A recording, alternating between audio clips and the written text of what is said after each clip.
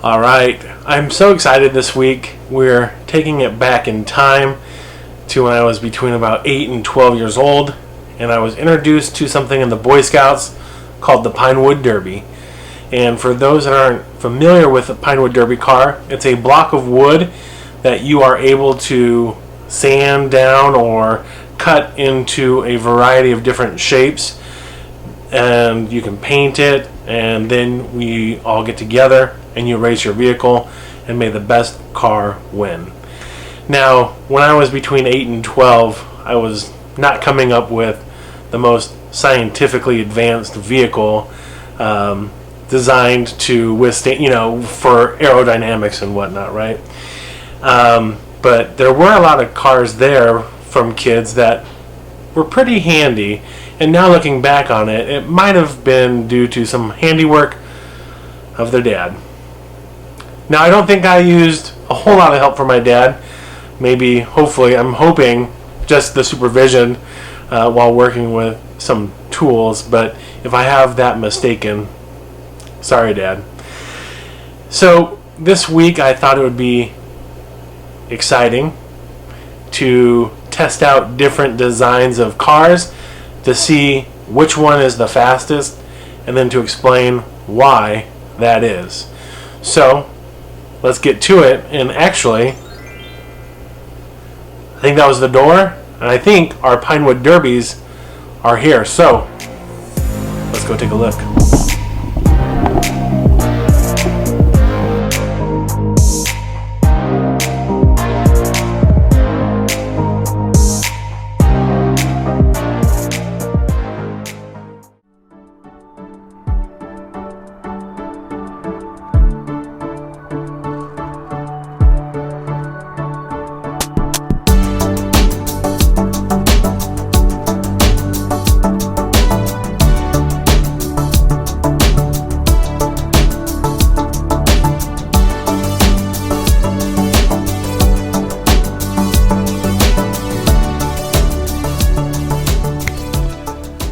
Alright, so the cars are cut, they're painted, and they're ready to race.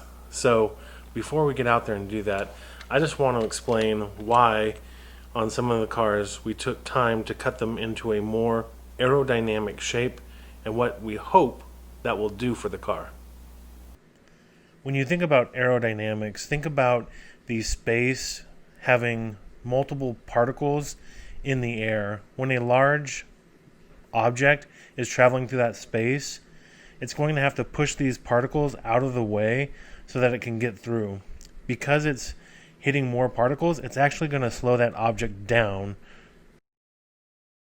With this more aerodynamic design, the mass is taking up less space. Because it's taking up less space, it doesn't have to move as many particles, which doesn't slow down the object. It actually allows it to move through space quicker.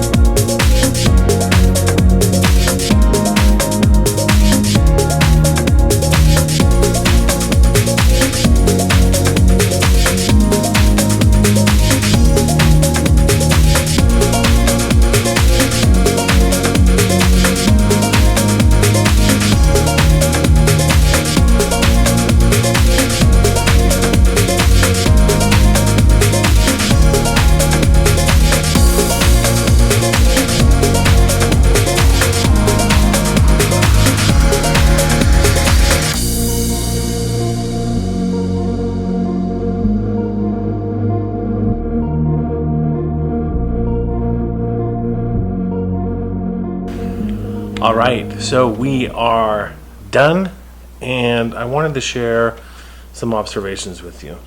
These 3 cars, our standard block, our wedge, and the flat block were our top 3 performers. And what surprised me maybe the most was our standard car.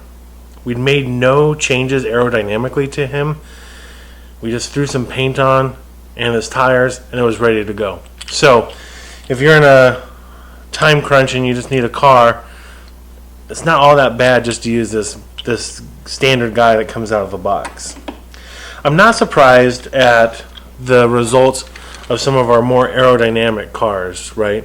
So when we think about this wedge car, it has less air particles that it needs to move out of the way in order for it to get through space. Combine that with some weight, and you figure that it would do pretty well. Same for this flat block. As I think back on the experiment, if you were getting ready to do a Pinewood Derby, I really had 3 learnings. And the first is that aerodynamics does play a key in a Pinewood Derby. 2, aerodynamics doesn't play a huge role in the factors of the result of the race.